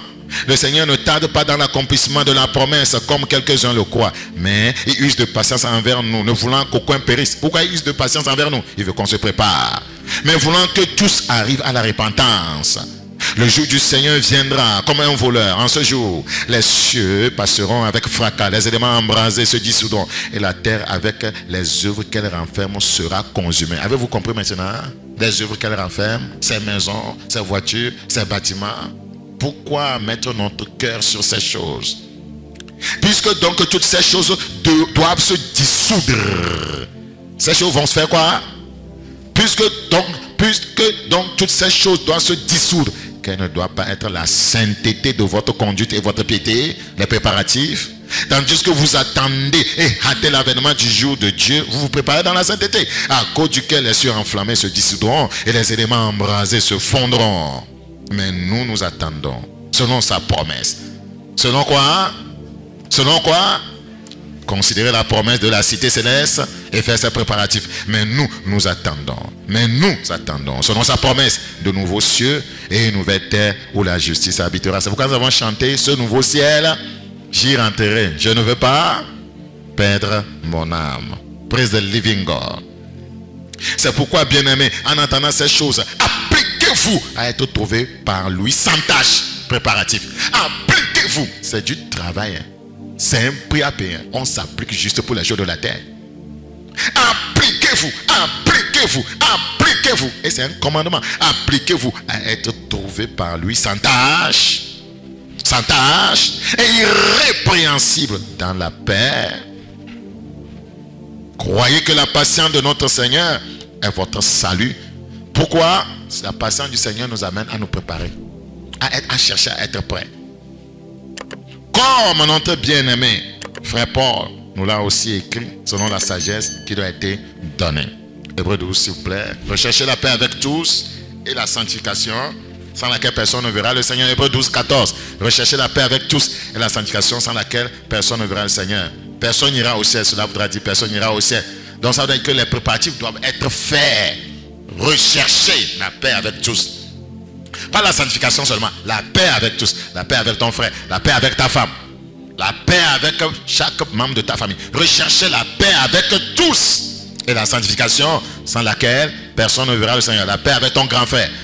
La paix avec tous. La paix avec le pasteur. La paix avec maman pasteur. Recherchez la paix avec tous. Recherchez la paix avec tous. Recherchez la paix avec tous. Et la sanctification, ce n'est pas sanctification seulement. Il y a des gens qui disent je suis sanctifié, mais ils ne sont pas en paix avec les autres. Je suis sanctifié, ils sont en ring avec un frère, avec une soeur. Je suis sanctifié. Non, recherchez la paix d'abord. Si vous ne pouvez pas être en paix, vous ne pouvez pas avoir la sanctification. Recherchez la paix avec tous. La Bible dit si cela dépendait de vous, soyez en paix avec tous les hommes. Recherchez la paix avec tous et la sanctification sans laquelle personne ne verra le Seigneur. Apocalypse chapitre 21, le verset 27.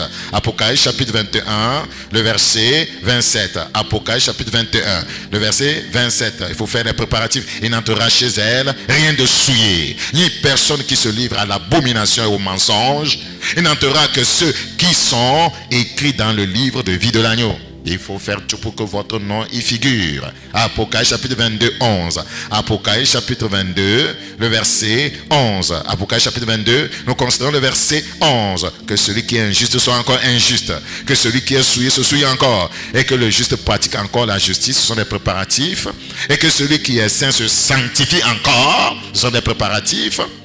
Se sanctifie encore. Voici, je viens bientôt. Et ma rétribution est avec moi pour rendre à chacun selon ce qu'est son œuvre. Je suis l'alpha et l'oméga, le premier et le dernier, le commencement et la fin. Heureux ceux qui lavent leurs robes. Ce sont des préparatifs. Heureux ceux qui lavent leurs robes. Ce sont les préparatifs. Ceci nous parle de la sanctification, de la purification, afin d'avoir droit à l'arbre de vie. L'arbre de vie, c'est au ciel. Et d'entrer par les portes dans la ville, la nouvelle Jérusalem. Dehors les chiens, les enchanteurs, les impudiques, les meurtriers, les idolâtres et quiconque aime et pratique le mensonge. La Bible dit au verset qui suit, moi Jésus, j'ai envoyé mon ange pour vous attester ces choses dans les églises. Je suis le rejeton et la postérité de David, l'étoile brillante du matin. Et l'esprit et l'épouse disent, l'esprit et l'époux disent, Jésus et le Saint-Esprit disent toujours la même chose. L'esprit et l'épouse disent. L'épouse, c'est la parole. Et l'esprit. La parole est toujours en couple avec l'esprit. Et l'esprit et l'épouse disent. C'est-à-dire ce que le Saint-Esprit dit, c'est ce que la parole aussi dit. Ce que le Saint-Esprit dit, c'est ce que Jésus aussi dit. Et l'esprit et l'épouse, et l'esprit et l'épouse disent, viens. Et que celui qui entend dise, viens. Et que celui qui a soif vienne. Que celui qui veut prenne de l'eau de la vie gratuitement. Celui qu'il veut. Vous voulez voir aller au ciel? Vous devez payer le prix. C'est très important. Je prie Dieu de nous aider. Je dis, je prie Dieu de nous aider. Le verset 20, celui qui atteste ces choses, il dit, oui, je viens bientôt. Amen. Viens, Seigneur Jésus. Seigneur, viens, viens, viens. Seigneur, viens, viens, viens. Vous vous rappelez de ce chant? 2 Thessaloniciens chapitre 1. 2 Thessaloniciens chapitre 1. Le verset 3. 2 Thessaloniciens chapitre 1, le verset 3. Nous devons à votre sujet, frère, rendre continuellement grâce à Dieu. Comme cela est juste parce que votre foi fait de grands progrès. Je prie que ta foi fasse des progrès. Et que la charité et que l'amour de chacun de vous tous à l'égard des autres augmente. Le Seigneur dit que mon amour pour toi augmente. Le Seigneur dit que ton amour pour moi augmente. Le Seigneur dit que notre amour les uns pour les autres augmente. Mais la plupart du temps, nous entendons les gens dire, quand quelqu'un te blesse, ton amour pour lui doit augmenter. Parce que tu veux maintenant qu'il change et aille au ciel. C'est pas quand quelqu'un nous blesse, notre amour diminue. Ça veut dire que nous ne l'aimons pas, nous le haïssons. Notre amour augmente pour les pécheurs. C'est pourquoi nous pouvons chercher les perdus. C'est un grand amour qui est à la poursuite des perdus, qui est à la poursuite de ceux qui offensent. C'est l'amour. C'est l'amour qui va les rattraper. C'est l'amour qui va les gagner. C'est l'amour qui va les ramener. Nous, aujourd'hui, notre amour diminue lorsqu'on nous offense. Frère, et nous disons, nous sommes chrétiens. Avec quelle mentalité? Avec quelle mentalité? Quand quelqu'un t'a offensé, tu es en train de voir son niveau spirituel. Et ton amour pour sa délivrance augmente. Ton amour pour son changement augmente.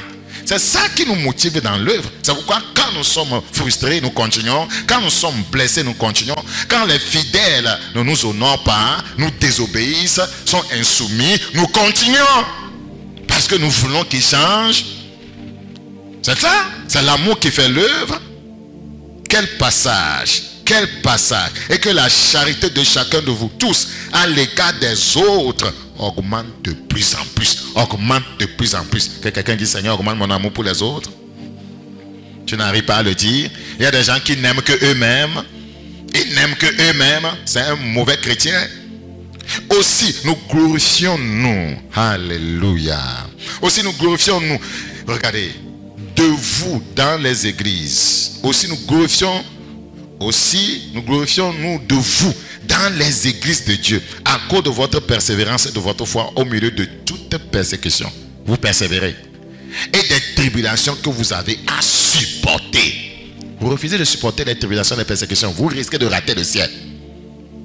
Les gens ne supportent pas, ils se fâchent, vous risquez de rater le ciel. C'est une preuve du juste jugement de Dieu pour que vous soyez jugés dignes du royaume de Dieu. On doit vous juger comment? Digne du royaume de Dieu. On n'y entre pas là-bas comme ça. C'est une preuve du juste jugement de Dieu pour que vous soyez jugés dignes du royaume de Dieu. On n'y entre pas comme ça. Digne du royaume de Dieu pour lequel vous souffrez. Est-ce qu'on doit souffrir pour le royaume? Oui.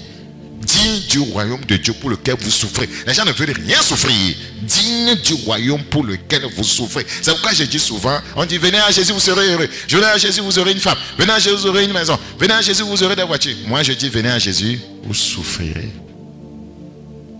Venez à Jésus, vous ferez quoi? Vous souffrirez. Vous souffrirez. Car il est de la justice de Dieu de rendre l'affliction à ceux qui vous affligent. Vous serez affligés quand vous suivez Christ. C'est la vérité. Vous serez affligés. Et de vous donner à vous qui êtes affligés du repos avec nous.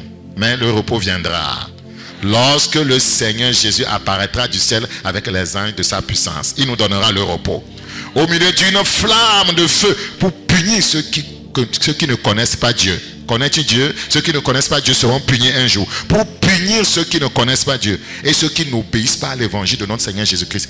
Il punira ceux qui n'obéissent pas à l'évangile. Je vous parle de l'alignement. Il punira ceux qui ne veulent pas obéir au message biblique. Il les punira. Lisez dans votre Bible. Il punira ceux qui n'obéissent pas à l'évangile. Vous êtes là, vous écoutez, vous n'obéissez pas. Il les punira. Vous pensez que la vie chrétienne c'est de l'amusement? Il les punira. Ceux qui font n'importe quoi, il les punira. Il les punira. Ésaïe 53, 3. Ésaïe chapitre 53, le verset 3. Ésaïe chapitre 53, le verset 3. Ésaïe 53, 3. L'avant-passage biblique, afin que je quitte ce point pour terminer. Ésaïe chapitre 53, 3. Ésaïe 53, verset combien? 3. Ésaïe 53, 3. Les gens disent que non, des fois on doit faire ce qu'on veut. Il punira les désobéissants. Ésaïe 53, 3.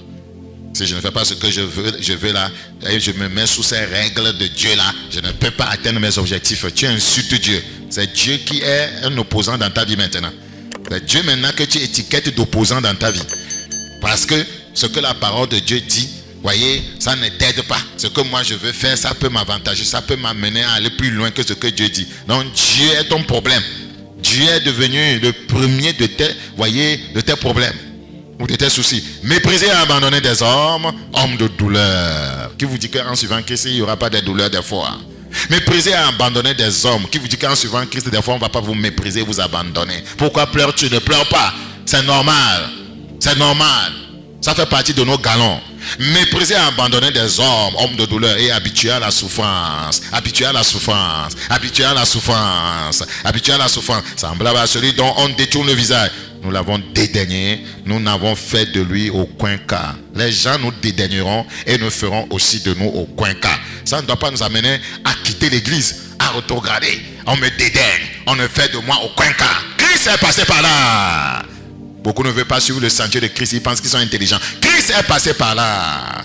Mais il n'a pas abandonné son peuple. Il a toujours continué à lutter, voyez, à chercher la délivrance de ceux qui l'ont dédaigné, de ceux qui l'ont abandonné. Il cherche leur délivrance. La Bible dit ceux qui l'ont même frappé, ceux qui l'ont frappé, crucifié à la croix. Il dit, Père, pardonne-leur, car ils ne savent pas ce qu'ils font. Nous, c'est nous séparer de celui qui nous a fait du mal. Nous ne voulons même pas lui pardonner. C'est le calomnier en allant, c'est le publier, sonner de la trompette en allant. Et nous disons que nous sommes des croyants. Quel genre de croyants? Vous n'avez pas la carte d'identité spirituelle. Vous n'avez pas la citoyenneté céleste. Il faut revenir avant que cela ne soit trop tard. Moi, je vous le dis, ce n'est pas de l'orgueil, de l'arrogance. Quiconque m'a une fois écouté, quiconque m'a une fois écouté, le Seigneur te posera des questions difficiles. Difficiles. Un seul de mes messages va amener Dieu à te poser beaucoup de questions. Dans un seul message, il y a tellement de choses. Tellement de choses. Tellement de choses. Frère, nous devons nous aligner sur la parole de Dieu. Christ est notre exemple. Regardez le verset 7. Il a été maltraité, opprimé. Aujourd'hui, quand on te maltraite, on t'opprime, tu maudis les gens, tu les insultes. Et il n'a pas ouvert la bouche. Il n'a pas ouvert la bouche. Il n'a pas ouvert la bouche. Maltraiter, opprimer quelqu'un. Des fois, on ne maltraite pas, on opprime. Regardez Christ, il a été maltraité, opprimé, il n'a pas ouvert la bouche. Tel il est, tel nous sommes dans ce monde. Il nous a laissé des traces. La Bible que nous devons suivre, c'est pas. Frère, il faut revenir à la parole de Dieu. Bakoya a-t-il été maltraité? Oui. Bakoya a-t-il été maltraité, méprisé? Oui. Bakoya a-t-il été divulgué comme un sorcier? Oui. Mais dans le lieu secret, on prie pour la personne. Il faut avoir le cœur de Jésus. Il a été maltraité, opprimé. Un jour, un de mes pasteurs me disait, quand j'étais parti le saluer, il est monté sur le volant de mon véhicule pour prier pour le véhicule. Mon chauffeur, il est là. Et il disait, Bakoya qu'on méprisait. C'est ce qu'il disait sur le volant du véhicule. Bakoya qu'on méprisait. À l'église, il a été méprisé, mais je suis resté là-bas. À l'église, j'étais inconsidéré par les gens. Je suis resté là-bas. Les sœurs m'insultaient. Je suis resté là-bas. J'étais comme un malheureux. Pas un bon travail. Comme un misérable. Pas d'habits comme ça. Un job de 15 000 par mois. Méprisé, inconsidéré. Mais resté, travaillant, concentré sur l'œuvre. Qu'est-ce que vous êtes en train de dire? Je ne vous enseigne pas de faire quelque chose que je n'ai jamais fait. Je vous enseigne ce que j'ai vu dans la Bible et que j'ai pratiqué. Méprisé, insulté. Méprisé, insulté. Je vais demander à ma fiancée d'aller vendre un de mes livres. Le choix du partenaire. Elle est arrivée chez des frères, mes propres frères dans l'église. Ils ont vu, ils ont ri. Et le choix du partenaire. Ils ont des soignants quoi. Ils sont moqués. Ça va vous arriver à l'église. Est-ce que j'ai quitté? Non. J'ai fait très longtemps. Je me suis marié là-bas. C'est l'appel qui m'a fait quitter. Et je suis en bon terme avec mes pasteurs. La plupart de ceux qui ont quitté ici, ils ne peuvent plus m'appeler. Ils ne peuvent plus m'appeler parce que, voyez, ils ne sont pas bien quittés. Parce qu'ils n'ont pas le cœur de Christ. Ils ne peuvent pas un jour dire, voyez, nous avons connu un pasteur, nous voulons faire quelque chose, nous allons l'appeler pour qu'il vienne être derrière. Ils ne peuvent pas. Parce qu'on n'a pas le cœur de Christ. Moi, si mes pasteurs sont venus, c'est que j'ai gardé des bonnes relations. Nous n'avons pas le cœur de Christ. Nous nous enflammons. Tu suis Christ, tu dois souffrir. Tu suis Christ, comme on l'a méprisé, on va te mépriser. C'est comme ça, on l'a abandonné, on va t'abandonner. Il y a des gens qui disent, on ne me considère pas à l'église. On ne me donne pas ma place. Qui a donné la place à Jésus? Son propre peuple l'a rejeté. Israël a rejeté Jésus. Vous êtes en train de dire quoi? What are you saying? Est-ce que nous sommes des croyants? On ne peut rien supporter. Quelque injustice. Nous voulons nous défendre. Nous voulons montrer que nous avons raison. L'autre a tort. Il n'a pas ouvert la bouche pour dire j'ai raison. Quand est-ce qu'on va le ressembler? Il a été maltraité. Regardez le verset 7 encore. Il a été maltraité, opprimé au milieu de son peuple. Ça peut arriver à l'église. Et il n'a point ouvert la bouche. Semblable à un agneau qu'on mène à la boucherie. À une brebis muette devant ceux qui l'attendent. Il n'a point ouvert la bouche. Il n'a point ouvert la bouche. Il a été enlevé par la angoisse et le châtiment. Et parmi ceux de sa génération qui a cru qu'il était retranché de la terre des vivants et frappé pour les péchés de mon peuple. Dans Ésaïe 52, vous retournez en arrière. Ésaïe chapitre 52, le verset 11. Ésaïe chapitre 52, le verset 11. Beaucoup pensent qu'ils vont au ciel. C'est pourquoi je vous ai dit, je m'attends à 3 surprises. Des gens que nous pensons que nous allons voir au ciel, ne le verront pas. Parce que c'est le vernis de la spiritualité. C'est le vernis de la spiritualité. Leur cœur est mauvais. Ce que vous pensez que vous n'allez pas voir, vous serez surpris de les voir au ciel. Et soyez sûr que vous-même, vous allez vous retrouver là-bas. Je prie que Dieu nous accorde la grâce de ne pas rater le ciel. Le verset 11. Nous sommes dans Ésaïe chapitre 52, le verset 11. Partez, partez. Sortez de là. Sortez de ce milieu, de cet environnement qui ne peut pas vous aider à aller au ciel. Sortez de cette atmosphère qui ne peut pas vous aider d'aller au ciel. Atmosphère de conflit, atmosphère de mésentente, atmosphère de dissension, atmosphère de va-t-en-guerre. Sortez de cette atmosphère. Partez, partez de là. sortez de la suce, sortez de la masturbation, sortez de la pornographie, partez de là, ne touchez rien d'impur, sortez des médisances, sortez des calomnies, sortez du milieu d'elle, purifiez-vous, considérez la promesse de la cité céleste et faire ses préparatifs. Purifiez-vous, vous qui portez les vases de l'Éternel, purifiez-vous, frère. Il y a urgence de se purifier. C'est très important. Il y a urgence de se purifier. C'est pourquoi nous considérons le troisième point. Le troisième point. Persévérer avec le Seigneur et maintenir la pureté. Si nous voulons aller au ciel, persévérer avec le Seigneur et maintenir la pureté. Satan va utiliser les gens pour que ta pureté soit détruite, pour que tu te mettes en colère, pour que tu gardes rancune. Ne le leur permets pas. Tu as compris aujourd'hui que c'est normal que les gens t'abandonnent, te méprisent, parlent mal de toi. Que cela ne te fasse rien. Que cela ne te dérange en rien. C'est notre lot. N'avez-vous pas lu ça? Que tous ceux qui ont abandonné tout, leur père, mère, terre, et ont suivi Christ, recouvrons tout cela avec des persécutions. N'avez-vous pas lu cela? Pourquoi vous vous laissez distraire par ces choses-là? Quelqu'un m'insulte, il n'y a pas de problème. C'est sur la terre qui peut m'insulter. Je sais qu'au ciel, personne ne m'insultera. Je sais qu'au ciel, je serai honoré. Pourquoi regarder ceux qui me méprisent et m'insultent sur la terre pour pleurer? Il y a des gens qui pleurent dans le secret. Et les gens ne m'aiment pas. Les gens m'insultent. Les gens m'ont fait ci. Je ne pleurerai pas. Je pleurerai s'il y a un péché dans ma vie. Je ne pleurerai pas parce qu'on m'a méprisé. On m'a insulté. Je ne pleurerai pas. Je pleurerai si je suis tombé. Je pleurerai si je ne peux pas aller au ciel. Je ne pleurerai pas à cause des hommes.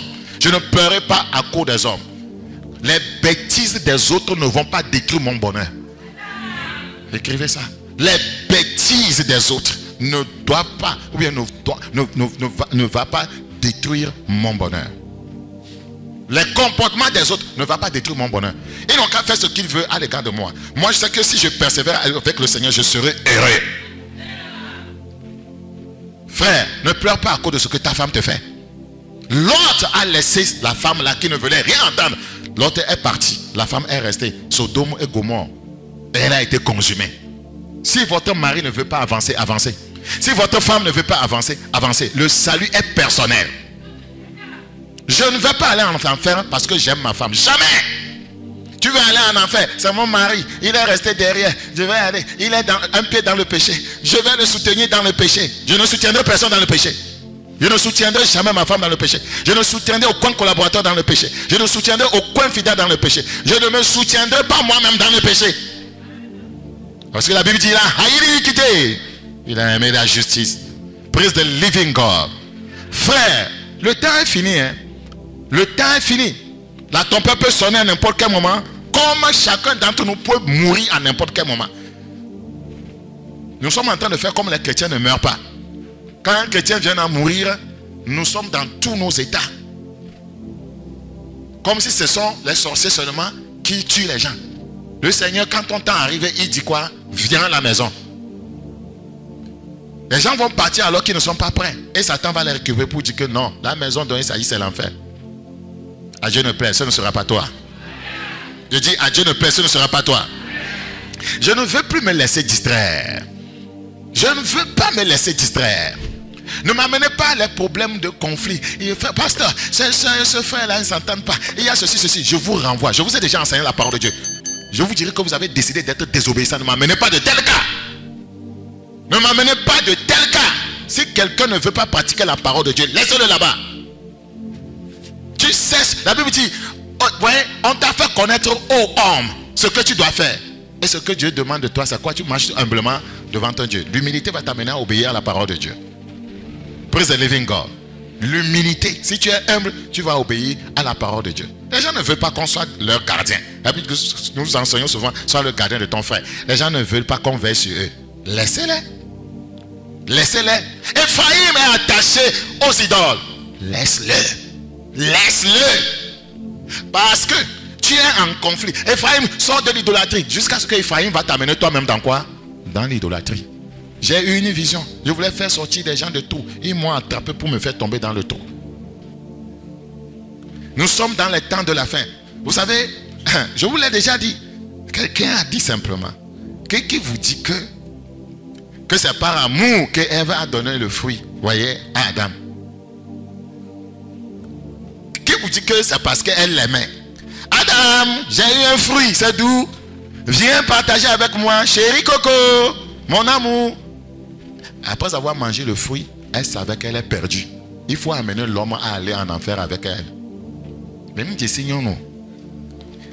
Ève s'est dit, il y a des gens comme ça, ne tombez pas dans leur piège. Il n'y a pas de conflit. Il n'y a pas de. Je refuse. Quelqu'un dit je refuse. Je refuse. Ce n'est pas par amour. Ce n'est pas par amour. Ce n'est pas qu'elle l'aimait. Elle a vu que c'est gâté. Elle dit, si Dieu vient maintenant, si Adam aussi n'est pas, voyez, lié par ce péché-là, moi seul, je vais faire quoi dans cette affaire? Je connais mon mari. D'ailleurs, quand Dieu est venu, il a même commencé à dire, c'est la femme que tu as mis à côté de moi. Ça veut dire que si Adam n'avait pas mangé, ça allait être encore pire. Il allait être le premier à dire, Seigneur, cette femme-là, renvoie-la du jardin, fais-moi une autre femme. Tu es un fabricateur. Mais elle savait, elle a dit, chérie, viens manger le fruit. C'est doux, hein? C'est comme ça les femmes séduisent les hommes. Chérie, vis éternellement.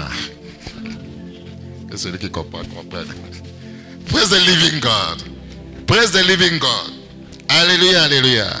Dieu te gardera. Dieu me gardera. Persévérer avec le Seigneur et maintenir la pureté. Et maintenir la pureté. 1 Jean chapitre 3. 1 Jean chapitre 3. 1 Jean chapitre 3. Nous considérons le verset 1. 1 Jean chapitre 3. 1 Jean chapitre 3, le verset 1. Voyez quel amour le Père nous a témoigné. Ah, Seigneur, merci pour ton amour. Pour que nous soyons appelés enfants de Dieu. C'est une joie d'être enfant de Dieu. C'est un privilège. Ce royaume, c'est une très grande joie d'être enfant de Dieu. Seigneur Jésus, merci pour tout. Jésus, tu es mon tout. Saint-Esprit, ton tout. Jésus, tu es mon tout. Saint-Esprit, je suis ton tout. Adonai, tu es mon tout. El Shaddai. Voyez quel amour le Père nous a témoigné pour que nous soyons appelés enfants de Dieu. Vous ne savez pas que c'est un grand amour? C'est notre nom, appelé enfants de Dieu. Et nous le sommes. Alléluia. Et nous le sommes. Si le monde ne nous connaît pas, c'est qu'il ne l'a pas connu. Est-ce que vous voulez que le monde vous reconnaisse? Ceux qui l'ont connu vous reconnaîtront comme enfants de Dieu. La Bible dit dans Ecclésiaste 9, 8, qu'en tout temps que tes vêtements soient comment? Blanc, et que lui ne ment point sur ta tête. En tout temps, persévérer avec le Seigneur et maintenir la pureté. Qu'en tout temps que tes vêtements soient blancs, Ecclésiaste 9, 8, et que lui ne ment point sur ta tête. Et que lui ne ment point sur ta tête. Frère, il me reste un passage biblique que je m'arrête. Qu'est-ce que c'est que la sainteté? Notez ceci et je m'arrête avec le dernier passage biblique. Je vais vous donner quelques définitions sans me référer, voyez, à la Bible. Mais ce sont des choses qui sont dans la Bible. Qu'est-ce que la sainteté? La sainteté, c'est l'obéissance sans l'entêtement. La sainteté, c'est l'obéissance sans l'entêtement. Peut-être que vous êtes là dans ce ministère de sainteté, vous vous demandez sainteté dont il parle, de quoi ça dit. Aujourd'hui, note très bien. La sainteté, c'est l'obéissance sans l'entêtement. L'obéissance sans l'entêtement. Saül n'a pas été obéissant. 2. La sainteté, c'est l'intégrité sans l'iniquité. Genèse 17, 1. Le Seigneur rappelle Abraham, alors marche devant ma face et sois intègre. C'est ça la sainteté. C'est l'intégrité, voyez, sans iniquité. C'est ça la sainteté. L'intégrité sans iniquité. C'est quoi la sainteté? C'est l'honnêteté sans hypocrisie. C'est l'honnêteté sans hypocrisie. La Bible nous a dit dans 1 Thessaloniciens chapitre 4, vous vous rappelez les préceptes de la sanctification. Le Seigneur demande d'être honnête, de ne pas user de fraude dans les affaires. C'est l'honnêteté sans hypocrisie. C'est l'honnêteté sans hypocrisie. La Bible dit que l'amour soit sans hypocrisie. L'honnêteté dans l'amour. L'honnêteté sans hypocrisie. C'est ça la sainteté. 3. C'est quoi la sainteté? Ça fait 4 maintenant. C'est quoi la sainteté? C'est l'endurance. L'endurance sans inimitié. Tu endures. Tu endures. Mais tu ne rentres pas en inimitié avec les gens, en querelle avec les gens, mais tu endures. C'est ça la sainteté. La Bible dit menacer. Christ s'en remettait à Dieu. L'endurance, il n'ouvrait pas la bouche. L'endurance sans inimitié. J'endure, mais je fais tout pour qu'il n'y ait pas inimitié entre celui qui me fait du mal et moi. C'est ça la sainteté. L'endurance sans inimitié. Si vous mettez ces préceptes en règle, vous n'aurez même pas un problème de foyer. C'est l'endurance sans inimitié. Vous n'aurez pas de problème au service. Vous n'aurez pas de problème avec vos frères à l'église. La sainteté, c'est quoi? Ça fait 6 maintenant, je crois. C'est le reniement de soi sans l'indulgence de soi. C'est le reniement de soi sans l'indulgence de soi. C'est l'indulgence. Voyez? Sans quoi? C'est le reniement de soi sans l'indulgence de soi.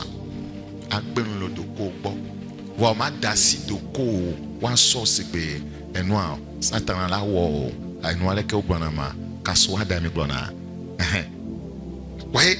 Donc, c'est le reniement de soi sans l'indulgence de soi. Le reniement de soi. Nous avons enseigné le renoncement à soi. Allez sur YouTube, vous allez trouver ce message, vous comprendrez ce que je viens de dire. Le reniement de soi sans l'indulgence de soi. C'est le reniement de soi sans l'indulgence de soi. C'est pas parce que tu renies à toi que tu vas être sale sans l'indulgence de soi. C'est la fermeté sans la méchanceté. Et il y a des gens, leur fermeté c'est la méchanceté. Non, on ne refuse pas que tu sois rigoureux. On ne refuse pas que tu sois ferme. Mais que ta fermeté, voyez, se manifeste dans la douceur. La fermeté sans la méchanceté. La fermeté sans la méchanceté. Tu veux être ferme par rapport à certaines attitudes de ta femme. Tu veux que, voyez, qu'elle puisse s'aligner sur la parole de Dieu. Mais ne sois pas méchant envers elle. Tu es ferme, la fermeté dans la douceur. La fermeté en s'appuyant sur les Écritures. C'est la sainteté. La fermeté sans la méchanceté. La fermeté sans la méchanceté. C'est ce qu'on appelle la sainteté. Qu'est-ce que c'est que la sainteté? C'est l'amour sans hypocrisie. La sainteté, c'est l'amour parfait. C'est pourquoi on dit sans hypocrisie. Le levain de l'amour, c'est l'hypocrisie. Le levain de l'amour, c'est quand je dis je t'aime, c'est que je le dis réellement. Il y a des gens qui vont te dire je t'aime, mais c'est à cause de ton argent. Je t'aime, c'est à cause de ta position sociale. Non, c'est l'amour sans hypocrisie. C'est ça la sanctification. L'avant-dernière chose, c'est l'amour sans envie. La sainteté, c'est l'amour sans envie. C'est l'amour sans envie. C'est l'amour sans envie. C'est l'amour sans envie. La sainteté, c'est la nouveauté sans la compromission. C'est grand, hein? Regardez par exemple, nous parlons des nouvelles technologies. Nous disons que le monde évolue. La nouveauté arrive, n'est-ce pas? Mais le croyant dans cette nouveauté doit éviter quoi? La compromission. C'est la nouveauté sans la compromission. C'est la nouveauté sans la compromission. La sainteté, c'est quoi? C'est l'obéissance sans l'entêtement. 2, c'est l'intégrité sans iniquité. 3, c'est l'honnêteté sans hypocrisie. 4, c'est l'endurance sans imitié. 5, c'est le reniement de soi sans indigence de soi. 6, c'est la fermeté sans la méchanceté. 7, c'est l'amour sans hypocrisie. C'est l'amour sans envie. C'est la nouveauté sans la compromission. C'est de ça qu'il s'agit, frères et sœurs. C'est de ça qu'il s'agit, frères et sœurs. Regardez avec moi le dernier passage, Ésaïe chapitre 35, le verset 8. Ésaïe 35. Ésaïe 35. Ésaïe chapitre 35. Nous considérons le verset 8. Ésaïe 35, le verset 8. Il y aura là un chemin frayé, une route qu'on appelle la voie sainte. Nul impur n'y passera. Frère, nous devons nous préparer pour aller au ciel. Nul impur n'y passera. Elle sera pour eux seuls. Qui? Les saints. Ceux qui la suivront, même les insensés, ne pourront s'égarer. Sur cette route, point de lion. Tu as un caractère de lion, tu ne peux pas aller au ciel. Nulle bête féroce ne la prendra. Tu as un caractère méchant, tu ne peux pas emprunter ce chemin. Point de lion, c'est ceux qui sont comme Satan. C'est lui qu'on appelle le lion rugissant. Ceux qui ont son caractère. Nulle bête féroce, ceux qui sont méchants, ne la prendra. Nul ne s'y rencontrera. Les délivrés y marcheront. Les délivrés, ceux qui sont délivrés du péché, du monde. Les délivrés y marcheront. Les rachetés de l'Éternel retourneront. Ils iront à Sion avec chant de triomphe. Et une joie éternelle couronneront leur tête. L'allégresse et la joie s'approcheront.